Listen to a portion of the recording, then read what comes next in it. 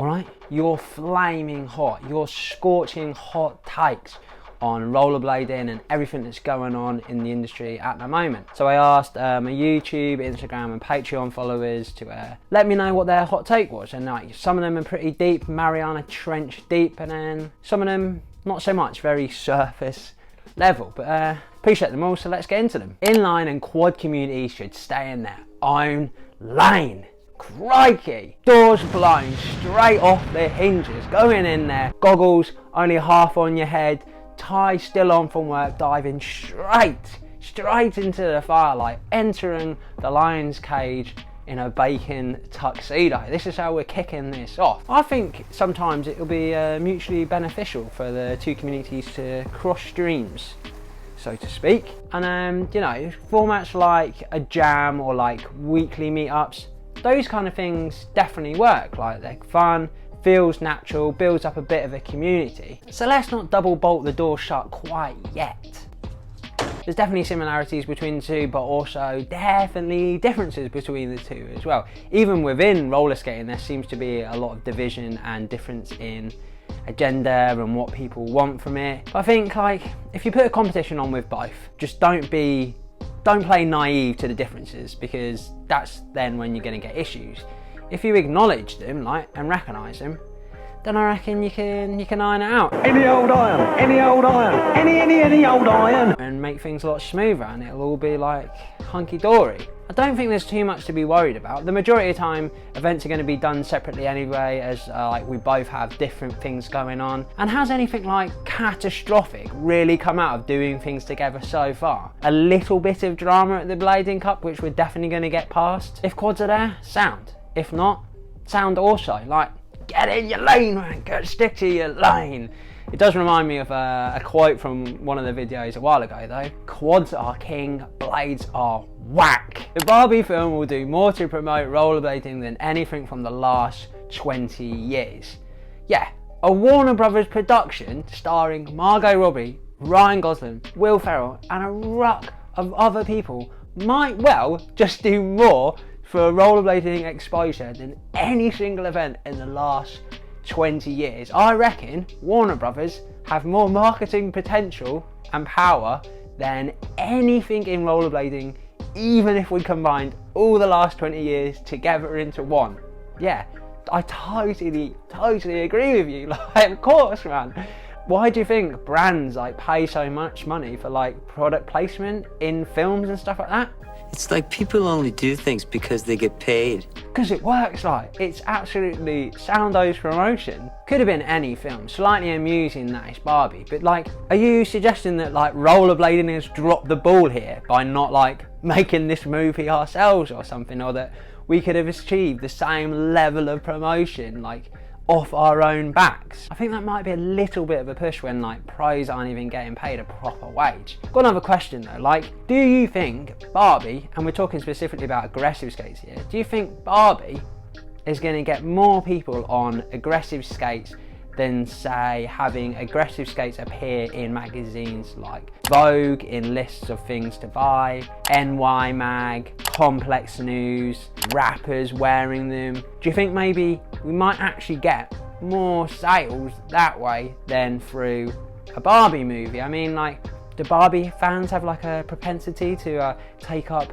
dangerous, risky sports? Like, I'm not so sure. Like, in terms of like rec skates, yeah, they'll probably like flog a few, but like aggressive skating, I don't think it's going to make a blind bit of difference. Oh, and also on the Impala skate things, and I don't know how many people know that, but Impala didn't go to the Barbie movie and go, oh, like, do you want to use these skates? And even like the Barbie movie didn't go to Impala. They went to a skate shop, a well-known skate shop, and that's where they got the skates. So there is actually a little bit of money from that funneling into our industry.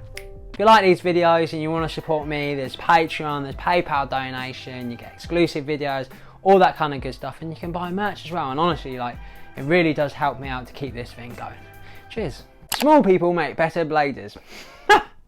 How small are we talking here? Like the borrowers, like Honey, I Shrunk the Rollerbladers. Kind of get what you mean. Like, I think if you're of smaller stature, it's easier to make things look a bit like more stylish. You can get like a bit of that more like compact shape or something. But shout out to my tall bladers with your long limbs, your lanky legs. You're not the size of this lad. I'm talking like 6'2" plus. 6'1", you're not tall anymore, mate. Things have changed, you've got to up your game. There's loads of good tall bladers as well, like small bladers make it look better. Hang about, this doesn't really translate to the mega ramp though. You've got to have some decent length on you to be doing the mega ramp, because it's like, say I'm sitting in like row Z or something and I'm trying to see what's going on, and it's like a small person, like you said, comes up, they fire down the thing, and I'm like, what's that? Look like a pea. Look like a pea shooter, man. I think it depends, and you know what? No matter what height you are, yeah, just get out there and enjoy yourself. Like, needs more sweatpants. Yeah, I'm fully behind it. I'm fully behind people looking more relaxed, being more comfortable in this skate. We need to introduce like linen, man.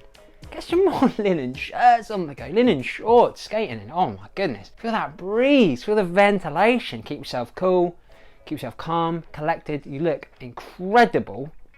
Lay some tricks, take it off, and then you're ready to go anywhere. Schmoozing around town in your linen all in one. Oh, lovely, jubbly. Skinny sweatpants though, rotten, absolutely vile. Like, what are you up to in skinny sweatpants? Like, every time I see skinny sweatpants, I just imagine the person's got dirty nails and loose tobacco in those pockets. Ugh. Instagram is ruining it for me these days, making it very watered down and corny. Yeah, there's definitely been some really corny posts recently, some really like cheap attempts and like cheap grabs for attention, but like that's what some people are into. Some people want to play that Instagram game, the TikTok game, like play the algorithm, try and get themselves attention. And I think that's all it really is, or primarily that's what it is. It's attention for themselves, because I don't think it really does much for rollerblading. Like, the person, the individual gets the views, maybe they'll get like a tiny bit of money, but like how many people are like seeing certain posts that go viral or whatever and then coming down and looking for more rollerblading? Like, think about when you're on TikTok or whatever and you're like on Instagram scrolling through, you see like a dog dancing or something like that, you watch that, you laugh, and then you're on to the next thing. Maybe you share that with your mate, but like, you're not going out to buy a dog and then teaching it to dance, are you? Like, you're not like jumping into that or trying to find more of this and like entering the world of dog dancing competitions, etc. Although they do exist and they're actually fun. It's like, I don't know that it's worth much value really. Like, I understand people want to do it, but for me, I'm just like not into it. Like, it's cheap. All I do is mute them. That's the best way. As soon as somebody's like, as soon as I hear like a tune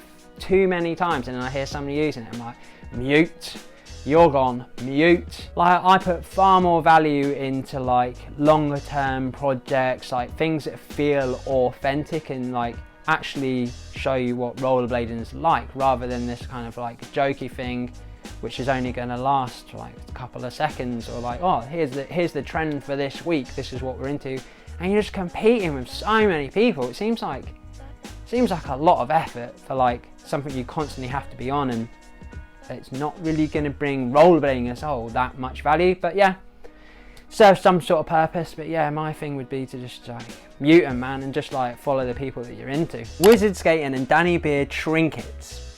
I've not heard trinkets used before to describe skating. Oh, it's a little trinket. Danny Beard trinket there. And aggressive rollerblading sucks. Very fruity also. Suck. Like, what part? The whole, or just like a cheat, not specific there. Suck. The whole thing. Really? Okay. Not the greatest way to present an opinion, but you've done it now, it's out there. Very fruity. I like to say fruity is in a good way though. I'm assuming this is a negative, right? That's a bit fruity, isn't it? Like, oh, it's still a bit fruity. Like, fruity just makes me think it's more interesting. Skating sober is boring. Boring! Boring! This is boring. Well, yeah, hard disagree from me on that one. Like, hold on a minute. Isn't Broscow sober? Like, you reckon he's been getting up like every day for the last 20 years? Just like, why am I doing this? It's so boring. Like, how am I like getting the motivation to do this boring sport? Boring. Being sober around you is boring. I don't drink or anything like that, and I actually find skating way more enjoyable now. Mornings are more enjoyable, my breath is more enjoyable, just generally everything's a little bit more enjoyable. And I reckon like if you need assistance to enjoy it, just maybe it's not for you, unless it's like a constant in your life that like being sober doing anything is a bit dull. I don't know, man. I'd speak to a friend probably. Stepping up grinds should be flagged. Like a referee, get the ref there, waving the flag over, hey, what the hell was that, mate? You were well offside on that one. Like laser beams, sirens going off and all sorts of VAR, check the footage back. I mean, yeah, be good for a laugh, but like, I don't know. Just judge the situation, mate. If you're amongst friends, yeah, maybe have a quiet word with your mate, especially if you're filming for something. But don't be going up to like random strangers and just be like, yeah, that wasn't a trick, mate. You messed that one up royally. You just got to judge the situation. So I don't want to make people feel totally bad about the situation. B-roll is better than bad edits, but B-roll is not as good as good edits. Yeah, that kind of makes sense to me. But you know what's the best? Like, what's the real golden nugget, which is better than all those things you mentioned? A good edit with some good B-roll. Oh, that is like Sundance prize winner, man. I love the stuff. Loved B-roll as a kid, still love it now, you know. A little bit of a glimmer, a little bit of a glimpse into like the skater's personality. You feel a bit more for them, you build up a bit more of a connection. You want them to go on and do good things, you want them to land all the tricks. And that's how like you build up a better relationship, man, and I'd love to see more of that. Blading is sick AF. Yeah, too right, mate, it is. The hyperblading's upturn right now is actually just one company doing well. Yeah, I'd agree with that in terms of like aggressive skating. I'm assuming that Power Slide and Rollerblade, companies like that who have like a broad offering in terms of like types of skate, like aggressive, rec, urban, have done really well as well. But we don't hear about it as much because they're not doing collaborations with like external brands so much as who I'm assuming we're talking about here in this situation, which is them skates who've got like the collabs with Clarks, with Brain Dares. They obviously brought Intuition on boards as well. I mean, Intuition were around, but like they've actually got something going on there with them. They've had like rappers wearing their skates and stuff like that in Vogue magazine, Complex magazine, or Complex just on the website, and then NY mag. So they're getting like external interest, and like they're working with other brands and like getting into other markets and bringing money and attention in that way. Yeah, it does seem to be just them. I don't know any other brands that have like collaborations or anything else really going on. Like, I'm still excited about other brands, and I feel like other brands are doing well, like Mesmer, really exciting, and I feel like they've got a really good marketing campaign. But yeah, it seems like them are the ones that are clearly have got the most going on and seem to be the most successful. What I'm hoping is that like them bringing the attention in the way that they are, like, which feels authentic to me, you know, it aligns like the streetwear culture and stuff like that, that all aligns. I'm hoping that like that brings eyes into like all of rollerblading, firstly through them, and then people are then looking around to other things within the industry, not just them skates. So hopefully, like, if the tide is rising because of them skates, like, it'll rise for everybody, and like all the little roller skating boats will rise. Self-righteous oldies getting mad at people doing one-footed grinds without grabs. It's just still a thing, like, are people still getting mad about this? Honestly, like, there's just nothing to those opinions at all. People coming up and they're ragging on you because you're doing one-footed grinds without, like, just like, treat them like a dandelion, mate. Just like, thank you for your opinion, like, and let them just float away, because there's just nothing to it. There's no substance to that opinion whatsoever. It's trash. I mean, unless you're doing those one-footed grinds without the grab really badly. There needs to be more adverts with girls in blades and bikinis. Had to say it. That emoji. No, you didn't have to say it at all. Imagine being in court and be like, so why did you stop this man? Had to do it. Oh, okay, fine enough. If you've written that down, had to say it, That means you had to say it. The 90s were onto something. What are you talking about, mate? Get back in your time machine, you perv. It's not gonna work. Different times, mate. Please tell me you can tell the difference between the 90s and the, like, I don't know, questionable way people approached advertising and just generally everything, and nowadays. Like, please tell me you can see the difference. I'm going to assume this was a joke. It hurts sometimes. Cry laughing emoji. That's Rob Dalton. I think he took a few knocks at the Amsterdam street battle thing, and yeah, it definitely hurts. Everybody hurts sometimes. Ever since I started skating, I've had some sort of like ailment or a little bit of an ache or some sort of injury, to the point where when I don't have injuries and I'm just normal, it feels a little bit weird. CP for Prime Minister of Rollerblade. I'm assuming we're talking about Connor Pierce here. Yeah, I'd back that notion. Like, 2 big thumbs up. Connor Pierce, get him in charge, mate. He's got some good ideas on him as well. F joint sizing boots.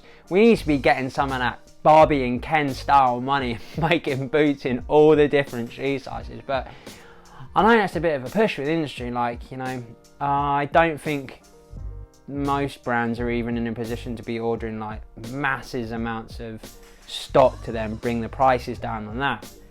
Like, yeah, that would be the one, like, that would be the goal. That's what everybody should be aiming at, having like individual size boots and stuff like that. But I just don't think the industry can afford it, and it can't be supported by people unless people just start getting wads of cash out and throwing them at all these brands. That's one way to do it. Great to see the community coming together for all the fundraising for those in need over the past few months. I'm going to take this opportunity to mention Eric Bailey. So, like, horribly, like, his whole house where he lives with his dad has burnt down, so they've lost absolutely everything. I'll leave a link in the description to the GoFundMe for him. But yeah, like this person was saying, it's been really good, really positive to see that every time like somebody's been in need within the community and had like GoFundMe, crowd raiser put up, like, it seems like everybody's come out and like wanted to support it. And it's just really, really positive that, like, yeah, that people want to do that and help each other out. It seems most of the market is driven by nostalgia instead of actual interest in the sport. Yeah, like, potentially, yeah, that could be completely true. But do you think, like, people who are coming back to it, or sorry, people who are starting it maybe for nostalgic reasons are, like, were they skaters before, or are they just nostalgic for the 90s? I'm assuming it's surely, like, people who skated before. But then if they skated before, then there's got to be some sort of chance that they have like a genuine interest in it again. But yeah, it could be completely true, like what you're saying. Like, it's the same way that I view Instagram. Like, people that come through it via Instagram, through like people hopping onto trends and stuff like that, are they genuinely interested in it, or do they just think, oh, it's a bit of a trend, I'm going to do this for a bit, get a few views and stuff like that, and then hop on to the next one? So, like, I don't know, it's just like how you like retain them and how you make the most and like get the most value out of those people. Like, I'd have no problem in brands using a little bit of nostalgia here and there to generate money if it's then going to go into like other things. So yeah, maybe you're completely right, but then how do we make the most of it? I think Salomons are overrated. Good skates for sure, but there's so many amazing skates right now for all different types of riding. Too many different skates for there to be a holy grail of blades. I like them, and I think there can be a holy grail of blades. You just have a voting system, don't you? Just list all the skates. Everybody who's ever rollerbladed votes. All votes are equal, and then you just tally up the points. Like, each position gets set amount of points, and then you have it. Easy way to work it out. I think maybe you're just bored of like people going, Salomons are the best, because people are pretty keen on like chatting about how good Salomons are. I like them though, from what I remember anyway. I had them as a kid. Like, visually, aesthetically, beautiful. Comfort wise, sensational. Functionality, yeah, top tier, excellent. I think they made me skate better, and I really like the lace locking systems. Add to those wide body sole kits thing, what a disaster. Like, what an absolute nightmare. Like that person who was in the Louvre the other day throwing cake all over the pictures.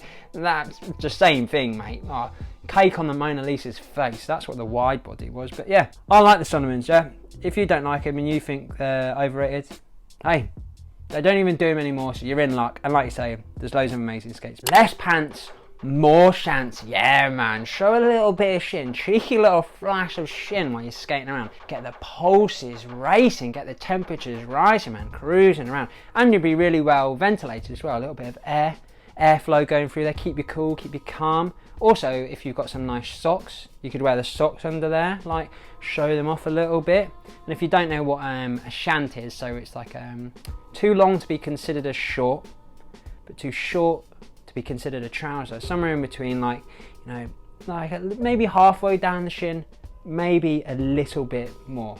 Lovely item of clothing, and also it allows like for a really great like icebreaker. When you see something, you just got somebody like, all right, fancy Shants, and they think you're a genius because you rhyme some words. It sounds funny. Your Shants get recognised. You're full of joy. The whole day is an absolute, I don't know, bonanza. Hot take. How about this? Oh, I'm excited. That's the way you start a comment, mate. How about this? Wizard skating is extremely overrated. The frames are ridiculously overpriced, and it's taking away good aggressive skaters from the sport in a time where aggressive needs all the representation it can get to not fall behind compared to other skating disciplines. Interesting hot take. Wizard skating is extremely overrated. Well, obviously I don't agree with that because I do a little bit of wizard skating every now and then, and I thoroughly enjoy it. It's so good, man, and the maneuvers you can do are sick. Just feel incredible. Honestly, I go from like having moments where I feel like I'm taller than Dean, like I'm so graceful on those things, but also really technical. But then like split second later, I'll be on the floor because I don't really know what I'm doing, and I'll feel like a clown. But they're really good. They're really tricky to get, like, to perfect them and stuff like that. The frames are ridiculously overpriced. The frames are at a high price point, yeah, can't deny that, but there are cheaper options available, and also like some people stick them on their regular boot. So if you're already aggressive skating, you've already got a boot, you just need a frame and some wheels. And the thing is, like, this is where brands aggressive brands should take advantage of this. They should like start to make products that also work with wizard skating, so then you're not losing out. So then, like, when you're saying like taking away good aggressive skaters, like, it was also probably like, you know, taking away a little bit of money. If you dive into that, you can generate some money through that, and then you can use that money to pay your aggressive skaters. So then there's more of a what's the word I'm looking for? There's more of a reason for them to like stick with the aggressive, you know. They'll only do a little bit of wizard, but then like, oh, actually I'm getting paid to do the aggressive side of things more, so like I'm going to stick to that because that's more fun, or that's what I'm known for, instead of trying to break it in the wizard skating world. But yeah, I understand your concern, but I actually also think that wizard skating is feeding into making aggressive skating more interesting. It's bringing more variety because people are taking what they learn on the wizard skating and then trying to apply that to aggressive skating, and then vice versa as well. Aggressive skating is also kind of informing where wizard skating's gone. I only think it like makes you better. Like, if you see it more as, you frame it as like training for aggressive skating. I mean, how many people have we lost anybody to wizard skating? Like, lost some people. Oh mate, the numbers are down, like we're losing him. Wizard skating's rising. They're not like mortal enemies, like we can work together and stuff like that. Like, who is like one of the best wizard skaters? Junkie Park, but he still aggressive skates as well, and like I'm equally excited to see him do both. And what's good about that situation is, if he had like his own YouTube channel and was going out there kind of on his own doing his thing, I would want to support that, so I would put money into him as an individual. So maybe there's an option there as well, like for people to work more like a freelancer within rollerblading. So like, you do aggressive and people are interested in that, but you're also good at these other ones, more strings to your bow, then it broadens your appeal, so that individual then gets more money, continues to do that, promotes all of it, and then the whole of rollerblading as an industry rises. Don't know, just an idea. One person says something and like 100 others start saying, this is what's wrong with rollerblading. Like, one person's opinion represents the whole culture. Yeah, I've seen that happen a few times. I feel like people also don't like to consider other angles. It's just like, yeah, this is my opinion. I'm not going to think about anything else. Let's just blurt this all over social media. Also with that, I think that, yeah, people don't seem to like formulating their own opinions. It's like, it's definitely easier, isn't it? If somebody else said it, you just like, oh, jump in with that person, then there's two of us shouting the same thing. We can shout together and it'll be even louder. But yeah, I believe the whole thing about like one person's opinion representing the whole culture as well. Like, that's why I didn't really like the voice of rollerblading thing. I think that's it's a bit of a weird award. Like, if you if you're taking it super like seriously, like, and saying, oh, this person is the voice of rollerblading, that's like, the point of like rollerblading, there isn't like one voice. It's like loads of different voices, and like we've all got different opinions, and then it can all exist within rollerblading because you can skate however you like, you can dress however you like. And also, like, another, like, related to this as well, I also find it interesting and kind of funny that people don't seem to understand that, like, if you're critical about one thing, if you give any constructive criticism, say, about something, that then you might also like another aspect of that thing or of that brand. Just because you said one thing about them doesn't mean you feel that way about every single thing that they do. And people, like, I think it blows people's minds that you can have like what would be like different opinions about different aspects of a thing that a brand does. Yeah, it's a tricky one, isn't it? Been skating for 19 years and skating in Montreal, Canada is resurrecting. Not a fan of new wave tricks, but at least people are skating again. Oh, at least they're skating. I hate that, but at least they're doing it. What's a new wave trick? I just can't think of anything specific that I'm like, oh yeah, that's totally new wave, man. It's funny that people leave comments and then have to like caveat it with a little bit of like hate or a little bit of spite, just to make sure that people don't know. Oi, don't mistake me for a fan of all of rollerblading. There's things I don't like. Make sure that's in there. Caveat it. You could have just gone, been skating for 19 years and skating in Montreal is resurrecting, and like you're stoked about it. You don't have to like get a jab in on somebody else. Here's an opportunity. I'm speaking on social media. Good job. Make sure you get the jab. Don't forget the jab. Okay, finally, big one from Aldelega. This is an essay, man. Grinderblading won't exist in any meaningful numbers in 15 years. God, this is dark. We would need to already have had a big boom of kids in the sport to avoid this. I don't see them.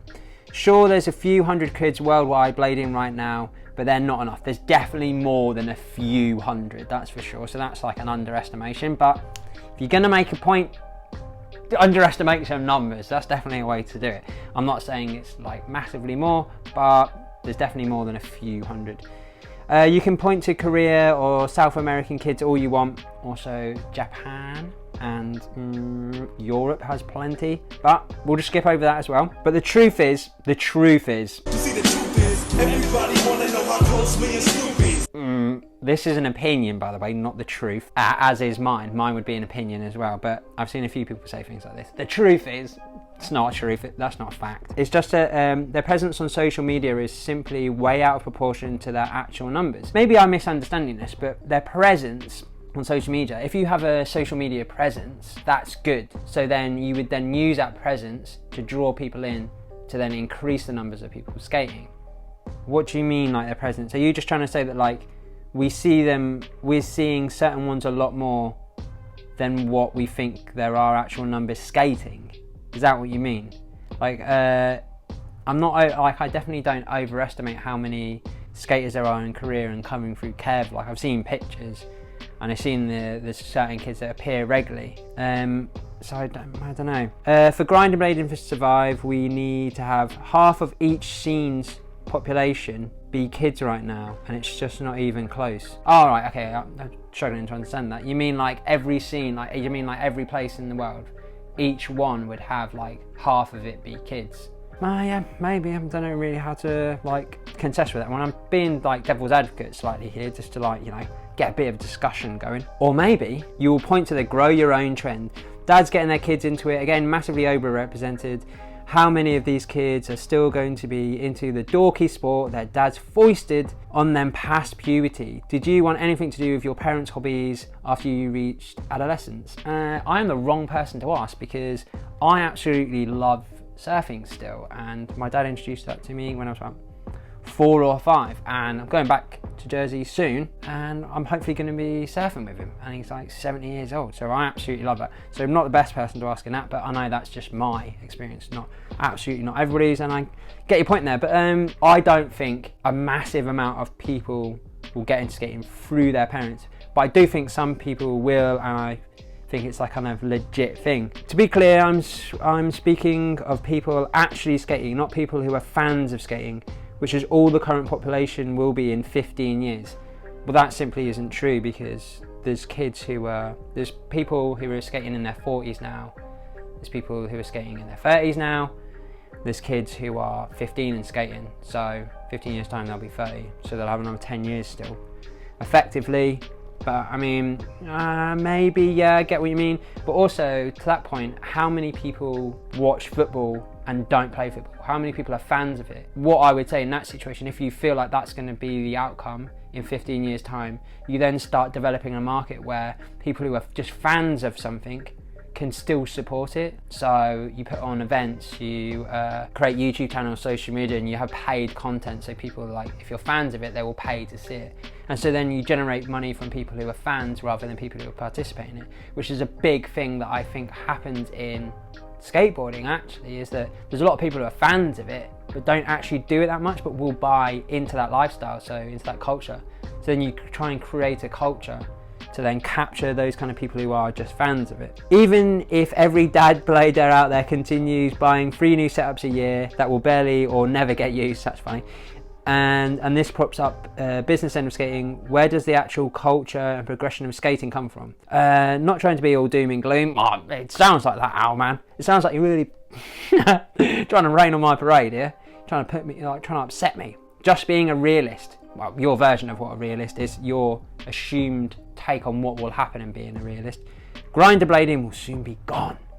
There it goes. Wizard skating, on the other hand, has more chance. Meaningful numbers. Yeah, I asked Al about this and what he meant by that, but like basically meant that like having enough numbers there so that the sport develops in terms of like just evolution, more tricks, etc., bringing more people in. I think, yeah, it could go this way if nothing changes in rollerblading. So nothing new happens between now and probably the next 5 years are quite important. But between, yeah, so let's focus on that. Now in the next 5 years, nothing new happens at all. So all these young kids that are skating, if we talk specifically like the Korean kids, if they don't like encourage any of their like friends to get into it, if none of that happens, if we're not like actively trying new avenues to like, not necessarily bring people into rollerblading, but like a pure focus on that, but creating more of a culture for ourselves, like the external collaborations, I think that's really good, and that's gonna prove to be very useful for bringing people into the sport. If we can get more of that, representing us as like just basically giving us some like a little bit of cool. And that's a weird thing to measure things by, but like people do, don't you? If you think something's cool, you get into it.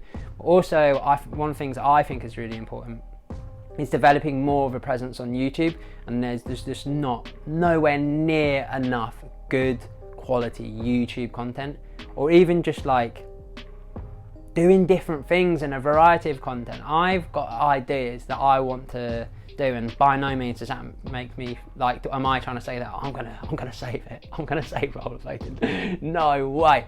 But there's definitely some things that I want to get into, I'm surprised don't already happen in rollerblading, and it's one of those things, if you don't see it, you just got to try and do it for yourself, working with other people doing this as well.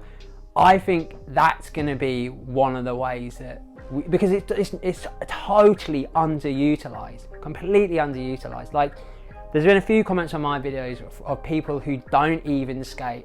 There's a really funny one of there's a skater who told me his girlfriend's dad's mate, who is in his 70s, nothing to do with rollerblading at all, and lives on the other side of the world, has seen my videos somehow and actually really enjoys them.